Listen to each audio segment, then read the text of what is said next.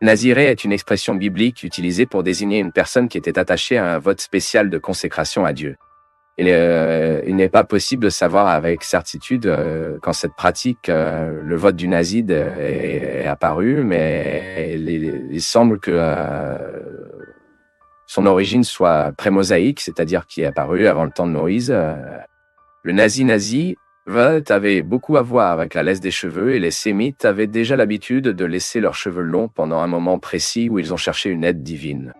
Eh bien, le vote nazi était généralement effectué volontairement et ne comprenait qu'une période de temps spécifique.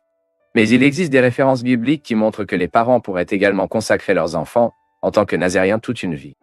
Donc dans ces cas, la personne a été un nazir tout au long de sa vie, pas seulement pendant une période spécifique. Et le cas le plus connu à cet égard était celui de la sanction, comme nous le lisons dans les Juges chapitre 13.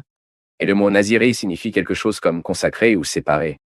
Et ce mot vient de l'hébreu nazir, qui dérive de la racine nazar, ce qui signifie séparé, consacré ou résumer. Et parfois, le mot hébreu pour le diadème est également appliqué pour se référer aux cheveux longs et caractéristiques des nazériens. Eh bien, le nazir était un vote spécial de consécration à Dieu qui pourrait durer une vie ou juste une période de vie, et le naziré était celui qui a fait ce vote, non? Mais quel a été le vote naziré? Comment cela a-t-il fonctionné? Eh bien, en raison de sa consécration, un nazir devrait se conformer à une série de restrictions. Une série vraiment, d'accord? Le chapitre 6 fournit... En fait, nous pouvons même dire que ce chapitre enregistre une législation complète du nazi. Et nous pouvons mettre en évidence ce qui suit. Premièrement, les nazériens devraient adopter l'abstinence totale du vin et toute autre boisson à la levure. Et par rapport à fruit de la vidéo, le raisin... En fait, il comprenait également du jus de raisin et du raisin lui-même, frais et raisin sec. Ceci est là dans les Nombres, chapitre 6, entre les versets 3 et 4. Deuxièmement, les nazériens ne pouvaient pas non plus se couper les cheveux pendant la période de leur vote de séparation. Le texte biblique le rend très clair dans les numéros 6, verset 5. Et troisièmement, qui a fait ce vœu du nazi ne pouvait pas s'approcher d'un cadavre.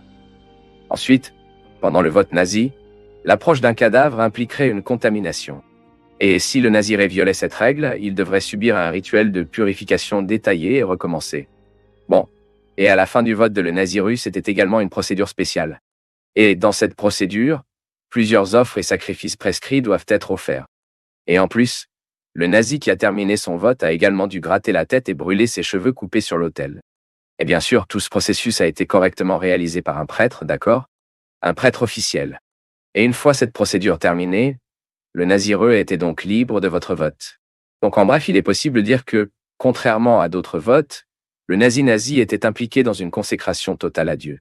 Le corps du nazi était complètement séparé pour un service sacré, de sorte que ce type de consécration était similaire à celui qui n'a été vécu que par les prêtres. C'est vrai? Eh bien, pour que nous puissions nous terminer ici, nous pouvons mettre en évidence certaines personnes de la Bible qui étaient des nazériens.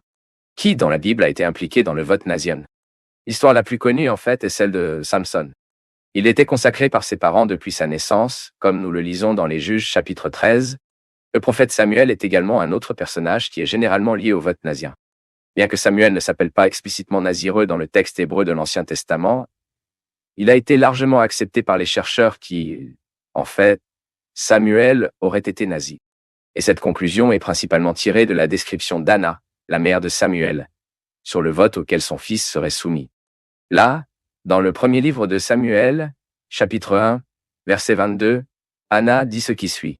« Lorsque le garçon sera sevré, je le prendrai à comparaître devant le Seigneur, et il y vivra pour toujours. » Anna faisant référence au fait que son fils habiterait devant Dieu pour toute sa vie. Et cette phrase « il y vivra pour toujours » peut également être comprise comme un nazir pour toujours, tous les jours de sa vie. Mais il est également vrai que certains interprètes font certaines objections sur le Samson et Samuel. Dans le cas de Samson, certains affirment que le récit de sa vie semble clairement démontrer qu'il ne s'abstient pas du vin, et que cela pourrait signifier que Samson n'était pas un nazir à vie. Mais D'un autre côté, il semble que le cas de Samson ne montre que combien il a enfreint les règles de son vote, et, par conséquent, il a été désapprouvé par Dieu en raison de sa désobéissance. Et un autre personnage qui est également considéré par beaucoup comme un Naziré est Absalom, le fils du roi David. Ceci est généralement spéculé par le fait qu'Absalom avait des cheveux très longs. Et de toute façon, la Naziré a été un vote très courant en Israël. À l'époque du prophète Amos, le récit biblique semble indiquer que les Naziréens étaient très nombreux. Même les gens apostats ont tenté de forcer les Nazaréens à s'écarter de la règle de l'abstinence de leur vote. Ils ont insisté pour que les Nazaréens prennent du vin. Nous pouvons y lire dans le chapitre 2 Amos, versets 11 et 12. Enfin, dans le Nouveau Testament, dans Actes chapitre 18, verset 18, le texte biblique fournit des preuves de la possibilité de l'apôtre Paul a fait un vote temporaire du nazi. Le texte dit qu'à Secréia, Paul s'est rasé la tête parce qu'il avait un vœu. Devant, toujours dans le livre des Actes des Apôtres, Paul a été persuadé de financer les sacrifices finaux des votes de Nazareth, faits par 4 croyants juifs. Ensuite, avec eux, Paul devrait participer au rituel de purification. Et c'était une situation commune de cette époque. Les Juifs les plus riches, qui avaient plus de conditions, ont souvent payé les sacrifices requis à la fin du vote nazi. Et seulement pour conclure ici, il y a aussi une suggestion défendue par certains érudits que le prophète Jean-Baptiste et James, frères de Jésus, auraient également été des Nazaréens. Mais il n'y a pas vraiment de preuve de cela.